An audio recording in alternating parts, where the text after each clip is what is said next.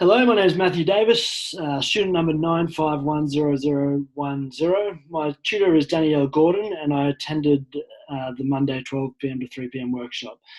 The school in which I did my prac is a public school in a low socioeconomic metropolitan area.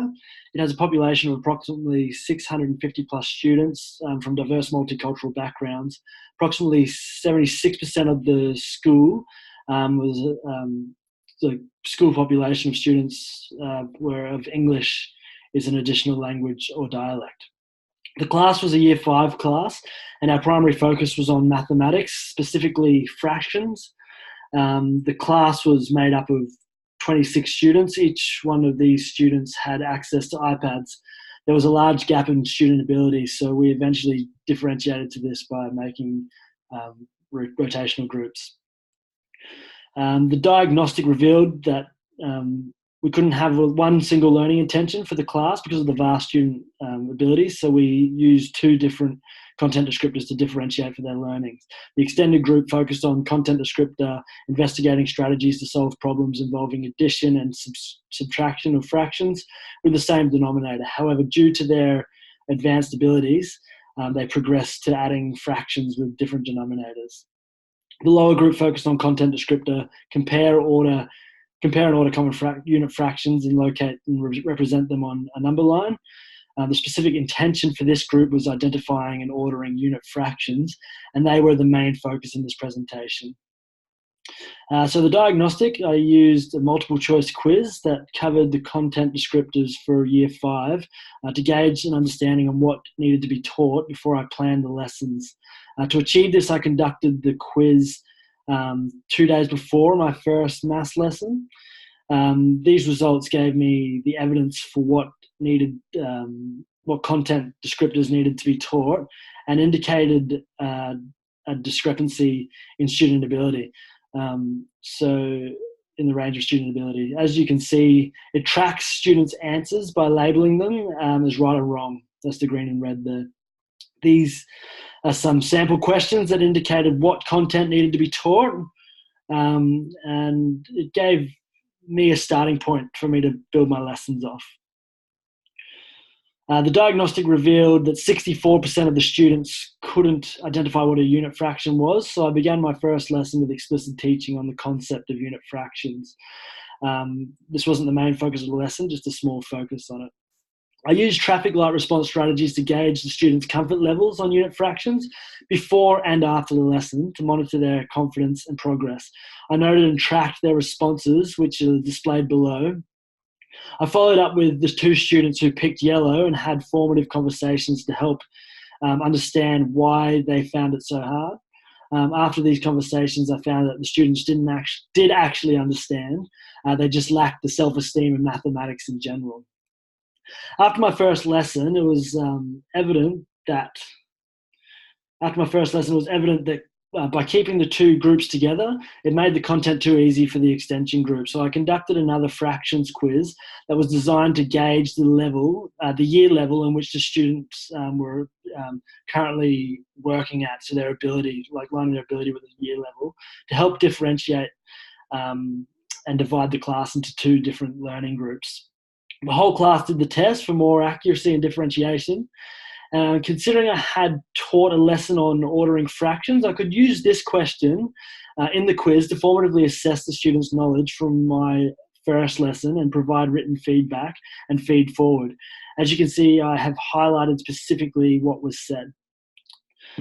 Over the next few lessons, I would walk around the classroom during the I Do activities and have engaging conversations and questioning strategies to formatively assess and engage with the students' understanding.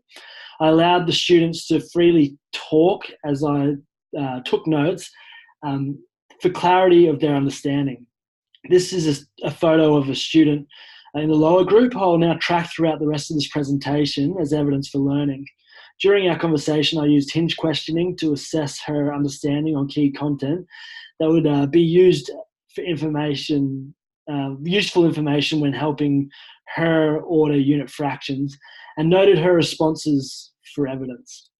These are the notes that came from the conversation. This helped me identify the misconceptions that she had, the bigger the denominator, then the bigger the fraction.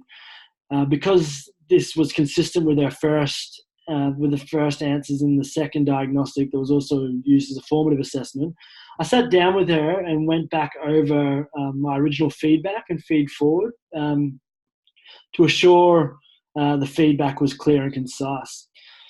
The conversation notes, in the conversation notes, I self-reflected on the conversation, made it clear that I wasn't, and the conversation notes made it clear that I wasn't teaching in a way that catered to her specific learning needs. So I gave myself feedback and feed forward to help differentiate pedagogical approaches.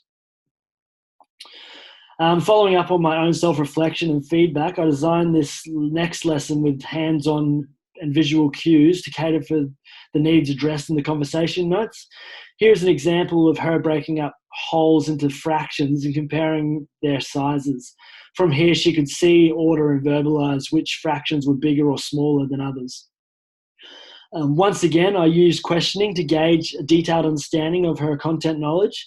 The focus in the questioning was to find out how she knew these concepts, allowing her to elaborate. It was clear that she had finally understood the concept and had broken down the misconceptions about the bigger the denominator, then the bigger the fraction. As further formative assessment in this lesson, and to gain evidence of learning, I got the students to complete exit slips, which they displayed, which displayed further progress in the students' content understanding by quizzing them against the diagnostic and formative assessment question that they had previously done.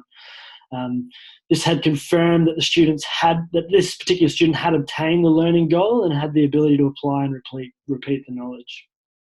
The final formative assessment, the students resat the original diagnostic done at the beginning of my teaching experience covering the Year 5 content.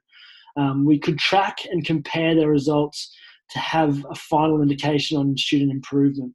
In this data, we could look at the questions that the students got wrong and link them specifically to their learning intention for an accurate way of gauging student progress towards their learning goal. These are sample questions of the student who I've been tracking throughout this presentation, indicating how she achieved to answer the questions relating to her learning goal, of which she was unable to answer before my teaching experience began. It also shows her improvements from the first test, where she got 20% of the questions right, comparing to the final formative assessment, which she completed at a 65% accuracy. These are the percentages of the whole class. As you can see, the first time that they did the diagnostic, they completed at a 48% success rate. However, the second time they did it, they were able to perform at a 64% accuracy. After comparing the questions that some of the students got wrong in relation to their learning goals, I then conducted interviews with students to get clarity on how they came up with their answers and what future implementations that they would like me as a teacher to address and put forward to help them achieve their goals. This is a template of an example of one of my interviews.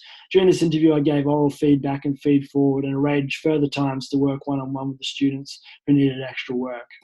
So going off the results from my time here, I'm fairly pleased with my progress. However, next time there's a couple of things I would like to do differently. Firstly, I would like to implement more repeated practice of the content just to make sure that it's embedded in the students. Secondly, for my final formative assessment, to save time, I would design 2 different tests that focus on the specific learning intention for each learning group